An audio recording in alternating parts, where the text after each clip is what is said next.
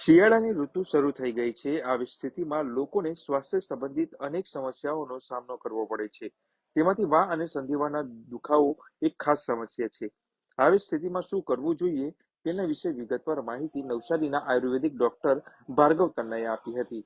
ત્યારે વાત કરી હતી કે શિયાળાની ઋતુમાં ખાસ કરીને વા અને સંધિવાના રોગોનું પ્રમાણ ખૂબ વધતું જાય છે, જેને લઈને ઘરેલું ઉપાય શું છે, તો ત્યારે જણાવ્યું હતું કે ઘરે જે આપણા જ રસોડામાં વસ્તુ જે મળી જાય છે, જેમ કે હિંગ, અજમો, મરી અથવા તો મેથી, આ બધી તમામ વસ્તુઓનો કાફી તરીકે ઉપયોગ કરી લેવામાં આવે તો શરીરમાં વાયુની વૃદ્ધિ અટકાવે છે. જો વાયુની વૃદ્ધિના કારણે જો દુખાવો વધુ થતો હોય તો તેમાં રાહત મળે છે.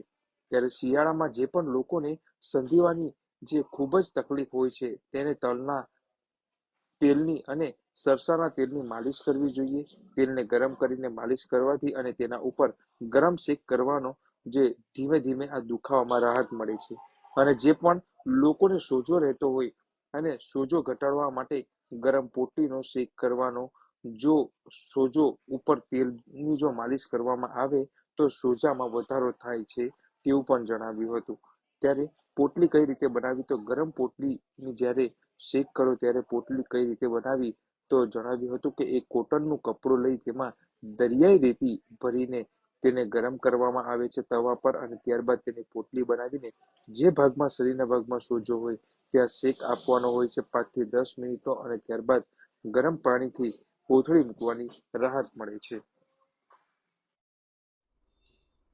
શિયાળામાં જે પણ વાના દર્દીઓ હોય અને સંધિવા હોય અથવા તો ગાંઠિયોવા હોય તેવા લોકોને શિયાળામાં ઠંડીના કારણે દુખાવામાં વધારો થતો હોય અને મોટાભાગના પેશન્ટ આ ઋતુમાં આ પ્રકારના જોવા મળે. તો હવે વાના દર્દીઓને શિયાળામાં થોડું દર્દમાં રાહત થાય એના માટે ઘરે શું કરી શકાય? સૌથી પહેલાં છે કે શિયાળામાં છે ને શરીરમાં વાયુની વૃદ્ધિ થતી હોય ઠંડીના કારણે, એટલે વાયુને બેલેન્સ કરવો જરૂરી છે.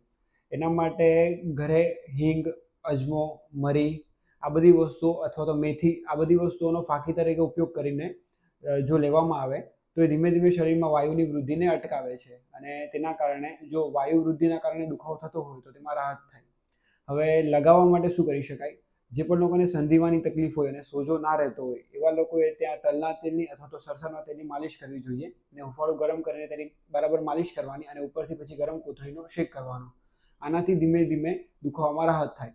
જો જે પણ લોકોને સોજો રહેતો હોય એ લોકોએ સૌપ્રથમ સોજો ઘટાડવા માટે ત્યાં પોટલીનો શેક કરવાનો, એ શેક કરવો જરૂરી છે, કારણ કે જો સોજા ઉપર તેલની માલિશ કરવામાં આવે તો તે સોજામાં વધારો કરે છે. એટલા માટે હવે આ પોટલી શેક માટે પોટલી કઈ રીતે બનાવવાની?